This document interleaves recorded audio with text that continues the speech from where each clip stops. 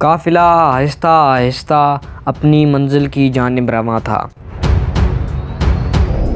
قدیم فارس کے شہر جرجان سے طوس جانے والا یہ قافلہ اس وقت ایک ویران مقام سے گزر رہا تھا۔ دور دور تک آبادی دکھائی نہ دیتی تھی، فضا پر سکوت طاری تھا، صرف اونٹوں کے چلنے اور ان کی گردنوں میں بجنے والی گھنٹیوں کی آوازیں اس سکوت کو ایک تسلسل کے ساتھ توڑ رہی تھی۔ اچانک قافلے میں ہلچل مچ گئی، سر پر دوڑنے والے گھوڑوں کی ٹاپوں کی آوازیں کسی خطرے کی نقیب تھیں۔ دیکھتے ہی دیکھتے قافلے کو چاروں طرف سے گھڑ سواروں نے گھیر لیا۔ قافلے والے حیران و پریشان رہ گئے، کسی کو مہلت نہ ملی کہ حملہ وروں سے بچ کر بھاگ سکے۔ گھڑ سواروں نے قافلے والوں کو حکم دیا کہ وہ اپنا تمام سامان اور دیگر قیمتی اشیاء ایک طرف ڈھیر کر دیں۔ حکم کی تکمیل کیے بغیر چارہ نہ تھا۔ ذرا سی دیر میں قافلے کے شرکاء اپنے کل مال و متاع سے محروم ہو چکے تھے۔ ڈاکو اطمینان سے لوٹا ہوا سامان باندھنے میں مصروف تھے۔ قافلے کے مسافروں میں ایک نوجوان بھی شامل تھا۔ وہ اپنی جگہ کھڑا شدید اضطراب کے عالم میں تھا۔ بے چینی کے آثار اس کے چہرے اور آنکھوں سے صاف نظر آ رہے تھے۔ آخر اس سے ضبط نہ ہو سکا اور وہ ڈاکوؤں کے سردار کے پاس پہنچ گیا۔ سردار نے سوالیہ نظروں سے نوجوان کو دیکھا۔ میں نے علم حاصل کرنے کی غرض سے طوس سے جرجان تک سفر کیا، نوجوان نے کہنا شروع کیا۔ وہاں میں نے جو کچھ حاصل کیا اسے میں نے کاغذات پر لکھ لیا تھا۔ آپ کے آدمیوں نے دوسرا سامان تو چھینا ہی ہے، وہ کاغذات بھی مجھ سے چھین لیے ہیں۔ میں صرف وہ کاغذات واپس مانگ رہا ہوں کیونکہ میں نے اسی علم کو حاصل کرنے کے لیے سفر کیا تھا۔ ڈاکوؤں کا سردار بڑے زور سے ہنسا۔ بھائی، میں نے تو سنا تھا کہ علم وہ چیز ہے جسے کوئی چرا نہیں سکتا۔ تم نے جرجان جا کر کیا سیکھا، جبکہ تمہارا حال یہ ہے کہ چند کاغذات تمہارے پاس نہیں تو علم تمہارے پاس نہیں۔ یہ کہہ کر سردار نے اپنے کسی آدمی کو حکم دیا کہ نوجوان کے کاغذات واپس کر دیے جائیں۔ ڈاکوؤں کے سردار کی اس بات کا نوجوان کے دل پر اس قدر گہرا اثر ہوا کہ اس نے کاغذات پر موجود تمام علمی مباحث کو بہت تھوڑے عرصے میں ذہن نشین کر لیا۔ اب نوجوان کو ان کاغذات کی حاجت نہ تھی، علم اس کے سینے میں محفوظ ہو چکا تھا۔ السلام علیکم دوستوں، میں ہوں طاہر علی اور آپ دیکھ رہے ہیں ایچ کے دنیا۔ یہ نوجوان تھے 5ویں صدی ہجری کے عظیم موجد حضرت امام غزالی رحمۃ اللہ علیہ، اور آج ہم آپ کو 5ویں صدی ہجری کے اسی عظیم موجد یعنی حضرت امام غزالی رحمۃ اللہ علیہ کی دلچسپ داستان دکھانے جا رہے ہیں۔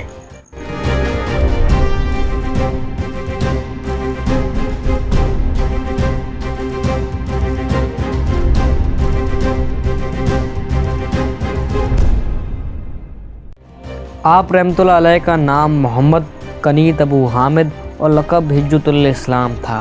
آپ کے والد کا نام بھی محمد تھا۔ امام غزالی رحمۃ اللہ علیہ خراسان کے ضلع طوس کے ایک شہر طاہران میں 1058 عیسوی میں پیدا ہوئے۔ آپ رحمۃ اللہ علیہ کے والد سوت کاٹنے کا کام کرتے تھے۔ عربی زبان میں غزل کے معنی کاٹنے کے ہیں، اسی مناسبت سے آپ کا خاندان غزالی کہلاتا ہے۔ امام صاحب رحمۃ اللہ علیہ کے والد درویش صفت اور صوفی مزاج انسان تھے۔ اپنے ہاتھ کی محنت سے کمائی پر گزر اوقات کرتے تھے۔ صوفیہ کی محفلوں میں اٹھنا بیٹھنا تھا اور فقہ کی خدمات میں حاضر ہوتے رہتے تھے۔ جب کبھی وہ کسی علماء کی محفل میں تشریف لے جاتے اور علماء کی دل نشین تقریریں سنتے تو آپ کی زبان پر دعا جاری ہو جاتی کہ اے اللہ مجھے ایسا بیٹا عنایت فرما جو بہت پائے کا واعظ ہو یعنی علماء ہو۔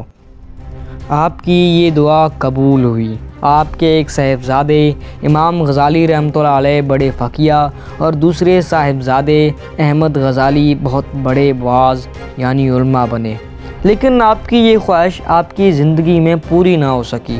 امام غزالی رحمۃ اللہ علیہ صرف 15 برس کے تھے کہ آپ رحمۃ اللہ علیہ والد کے سائے سے محروم ہو گئے۔ انتقال سے قبل آپ رحمۃ اللہ علیہ کے والد نے اپنے دونوں بیٹوں کو بلایا اور اپنے ایک دوست سے کہا کہ میرا تو آخری وقت پہنچ چکا ہے، میری خواہش ہے کہ یہ دونوں لڑکے اعلیٰ تعلیم حاصل کریں، میں نے تمہارے سپرد کر کے جا رہا ہوں۔ دوست نے دونوں بھائیوں کی سرپرستی قبول کر لی اور دونوں کو تعلیم دلوانا شروع کر دی، لیکن وہ ان دونوں بھائیوں کے تعلیم کے اخراجات پورے نہ کر سکے۔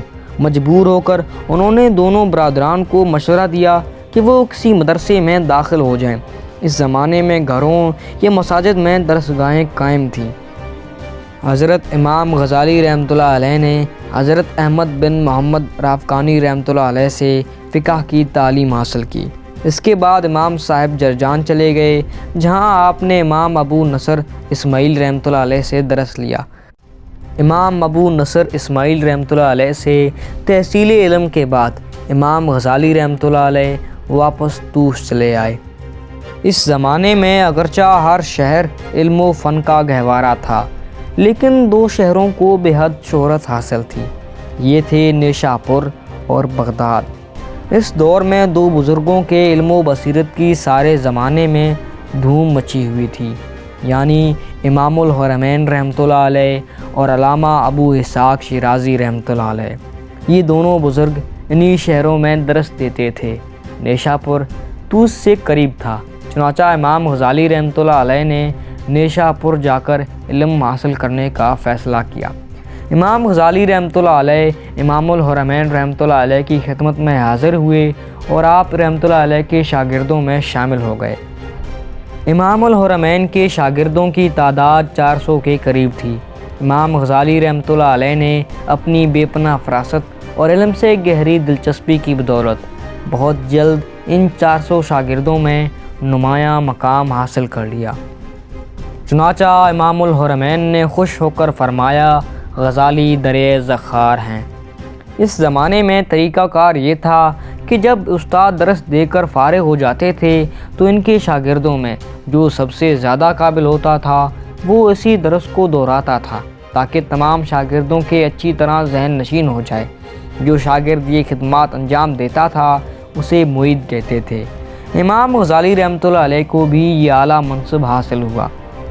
جب تک امام الحرمین بقید حیات رہے، امام غزالی رحمۃ اللہ علیہ سے جدا نہ ہوئے۔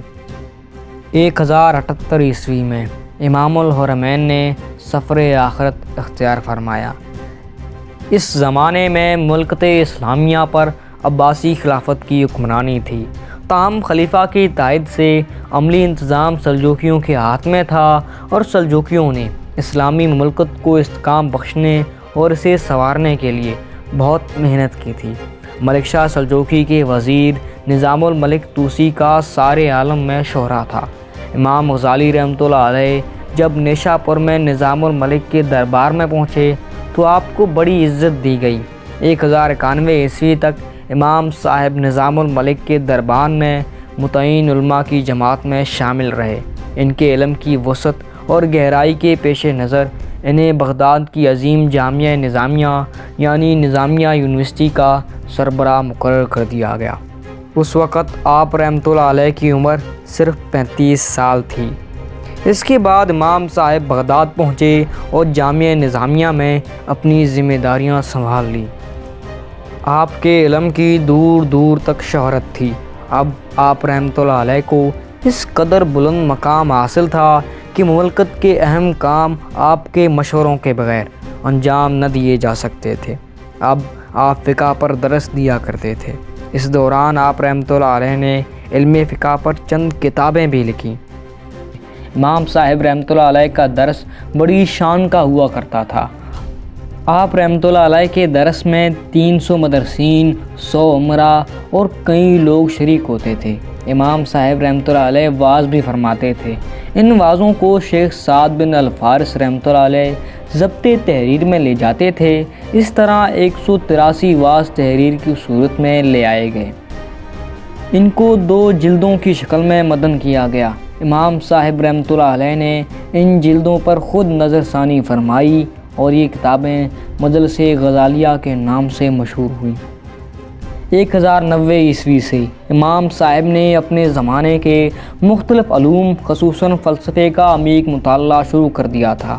آپ رحمۃ اللہ علیہ کو مختلف عقائد کے لوگوں سے ملنے کا اتفاق ہوتا رہتا تھا اور تحقیق و جستجو آپ کے مزاج میں شامل تھی۔ اسی دوران آپ رحمۃ اللہ علیہ پر بغداد کی جامعہ نظامیہ کی بھاری ذمہ داری بھی آ پڑی تھی۔ آپ رحمۃ اللہ علیہ بے حد مصروف رہتے تھے، لیکن آپ رحمۃ اللہ علیہ نے کسی نہ کسی طرح وقت نکالا اور تمام علوم کا تحقیقی مطالعہ کر ڈالا۔ اس مطالعے کے نتیجے میں آپ پر جو کیفیت طاری ہوئی، اس نے آپ رحمۃ اللہ علیہ کو اپنی زندگی کا ایک بہت بڑا فیصلہ کرنے پر آمادہ کیا۔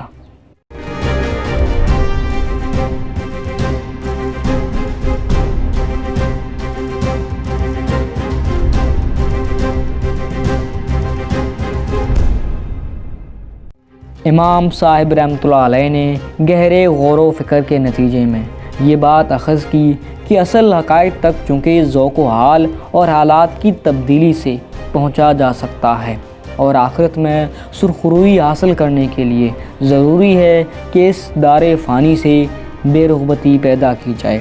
چنانچہ آپ رحمۃ اللہ علیہ نے فیصلہ کیا کہ آپ کو بغداد سے نکل جانا چاہیے، لیکن خود آپ کے الفاظ میں بغداد سے نکل جانے کا ارادہ کرتا رہا، لیکن 6 ماہ کشمکش میں گزر گئے۔ امام صاحب نے مکہ مکرمہ جانے کا ارادہ ظاہر فرمایا تو یہ خبر اہل بغداد پر بجلی بن کر گری کہ ان کے محبوب امام صاحب رحمۃ اللہ علیہ بغداد چھوڑ کر جا رہے ہیں۔ آپ کی ذات علوم کے دلدادہ اور علم کے پیاسوں کے لیے ایک سرچشمہ کی حیثیت رکھتی تھی۔ آپ کے پاس لوگوں کی بھیڑ لگ گئی جو بڑی عاجزی سے آپ سے درخواست کر رہے تھے کہ آپ بغداد چھوڑنے کا ارادہ ترک فرما دیں۔ امام صاحب رحمۃ اللہ علیہ نے بغداد چھوڑنے کا اٹل فیصلہ کر لیا تھا۔ آپ رحمۃ اللہ علیہ کے پاس جو کچھ مال و دولت تھا، اس میں صرف ضرورت کی اشیاء پاس رکھ کر آپ نے سب کا سب ضرورت مندوں میں بانٹ دیا اور نومبر 1095 عیسوی میں شہر بغداد کو الوداع کہہ کر اپنے سفر پر روانہ ہو گئے۔ یہ آپ رحمۃ اللہ علیہ کی حیات مبارکہ کے ایک نئے دور کا آغاز تھا۔ بغداد سے امام صاحب رحمۃ اللہ علیہ پہلے شام تشریف لے گئے۔ دمشق کی جامع مسجد اموی میں سکونت اختیار کی۔ جامع اموی کو گویا دمشق کی یونیورسٹی کی حیثیت حاصل تھی۔ اس کے غربی حصے میں امام صاحب رحمۃ اللہ علیہ درس دیا کرتے تھے۔ دمشق سے امام صاحب رحمۃ اللہ علیہ بیت المقدس تشریف لے گئے۔ بیت المقدس سے مقام خلیل گئے جہاں حضرت ابراہیم علیہ السلام کی قبر ہے۔ پھر حج بیت اللہ کی نیت سے مکہ مکرمہ پہنچے۔ مکہ مکرمہ میں آپ رحمۃ اللہ علیہ نے ایک مدت تک قیام فرمایا۔ یہاں سے مصر اور اسکندریہ کا سفر کیا۔ اسکندریہ میں عرصے تک مقیم رہے۔ ابن خلکان کے مطابق امام صاحب رحمۃ اللہ علیہ یوسف بن تاشفین سے ملنے کے لیے مراکش جانا چاہتے تھے، لیکن یوسف بن تاشفین کا انتقال ہو گیا، چنانچہ آپ نے مراکش جانے کا ارادہ ترک فرما دیا۔ ابن القصیر کے مطابق امام صاحب نے اپنی مشہور زمانہ کتاب آیہ علوم الدین اسی سفر میں تصنیف فرمائی اور دمشق میں ہزاروں طالب علموں نے خود امام صاحب رحمۃ اللہ علیہ سے اس کتاب کا درس لیا۔ ممکن تھا کہ امام صاحب بقیہ زندگی اسی طرح گوشہ نشینی کے عالم میں بسر کر دیتے، لیکن اللہ تعالیٰ کو ان سے عظیم کام لینا تھا۔ آپ فرماتے ہیں، میں نے محسوس کیا کہ عام لوگوں کے عقائد متاثر ہو چکے ہیں اور میں ان شبہات کو دور کرنے کی صلاحیت رکھتا ہوں۔ یہ دیکھ کر میرے دل میں شدت سے خیال پیدا ہوا کہ یہی کام کرنا چاہیے، یہی وقت کا فریضہ ہے۔ دل میں کہا کہ تجھے یہ خلوت کب جائز ہے؟ اللہ تعالیٰ نے ٹھیک ایسے ہی لمحات میں جب امام صاحب رحمۃ اللہ علیہ برائیوں کے خلاف باقاعدہ مہم کا آغاز کرنے کا ارادہ کر رہے تھے، حکمران وقت کے دل میں یہ بات ڈال دی کہ امام صاحب کو نیشا پور کی نظامیہ یونیورسٹی میں آنے کی دعوت دی جائے۔ اس زمانے میں سنجر سلجوقی حکمران تھے۔ ان کے لائق وزیر فخر الملک نے خود حاضر ہو کر امام صاحب سے درخواست کی کہ وہ یونانی فلسفہ کی الغار کا مقابلہ کرنے اور عام مسلمانوں کے عقائد کی اصلاح کرنے کی غرض سے نیشاپور تشریف لے آئیں۔ امام صاحب نے اپنے احباب سے مشورہ کیا، سب نے آپ کو گوشہ نشینی ترک کرنے کا مشورہ دیا۔ بہت سے بزرگوں نے اس فیصلے کے حق میں خواب دیکھے۔ اس کے بعد امام صاحب رحمۃ اللہ علیہ بغداد سے روانہ ہوئے تھے اور پورے 11 سال بعد 1106 عیسوی میں امام صاحب پھر باقاعدہ طور پر درس و تدریس اور اصلاح و تبلیغ کے میدان میں اتر آئے۔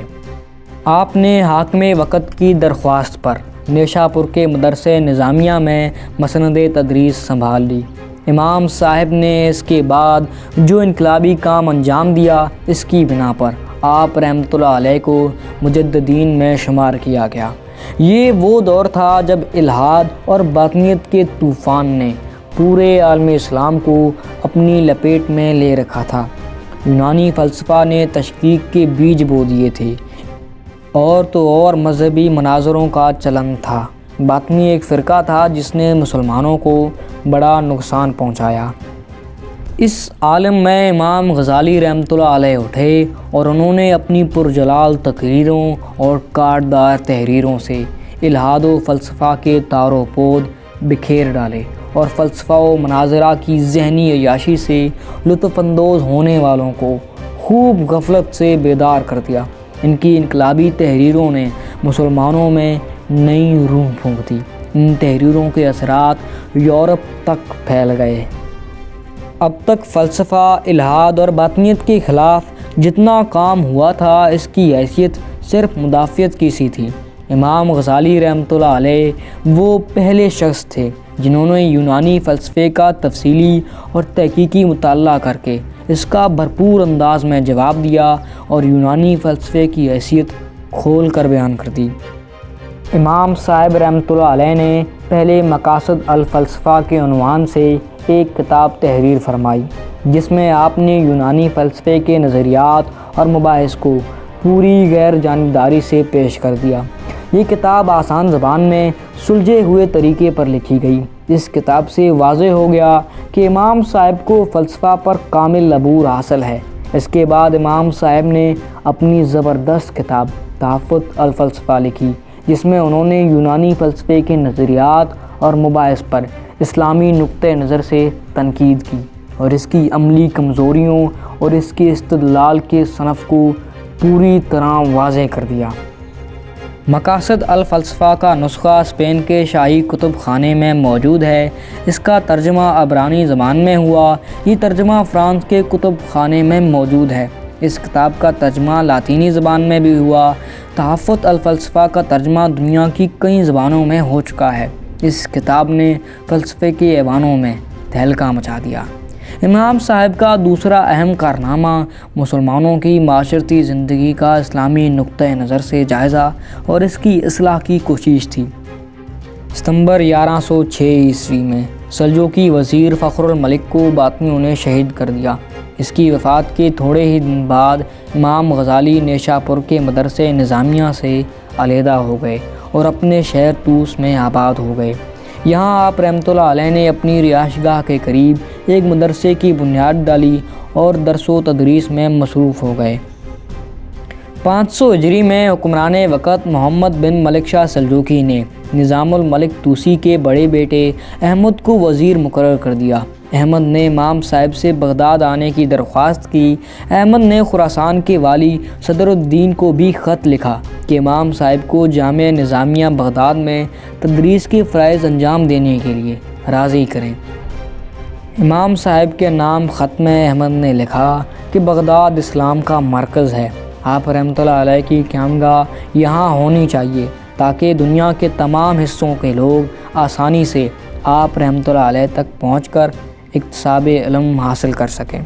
اس خط پر خلیفہ کے دربار کے تمام اراکین نے دستخط کیے۔ حضرت امام غزالی رحمۃ اللہ علیہ نے ان خطوں کے جواب میں ایک طویل خط میں بغداد آنے سے معذرت فرمائی۔ 14 جمادی الثانی 505 ہجری 18 دسمبر 1111 کو آپ رحمۃ اللہ علیہ نے اسی شہر تہران میں انتقال فرمایا جہاں آپ رحمۃ اللہ علیہ کی پیدائش عمل میں آئی تھی۔ آپ رحمۃ اللہ علیہ کے بھائی احمد غزالی رحمۃ اللہ علیہ فرماتے ہیں کہ پیر کا دن تھا، صبح کے وقت امام صاحب بستر سے اٹھے، وضو کر کے نماز ادا فرمائی، پھر کفن منگوایا، آنکھوں سے لگا کر فرمایا آقا کا حکم سر آنکھوں پر، یہ کہہ کر ہاتھ پھیلا دیے۔ لوگوں نے دیکھا تو روح جسم سے پرواز کر چکی تھی۔ امام صاحب کو تہران میں ہی سپرد خاک کیا گیا۔ دوستوں، حضرت امام غزالی رحمۃ اللہ علیہ کی اس داستان میں کوئی جنگ، کوئی تلوار یا لڑائی کا ذکر نہیں ہوا، لیکن ہاں ہم نے اس داستان میں آپ کو یہ ضرور بتایا ہے کہ حضرت امام غزالی رحمۃ اللہ علیہ نے یونانی فلسفے کی دھجیاں کیسے اڑا دیں۔ بس اتنا کافی ہے۔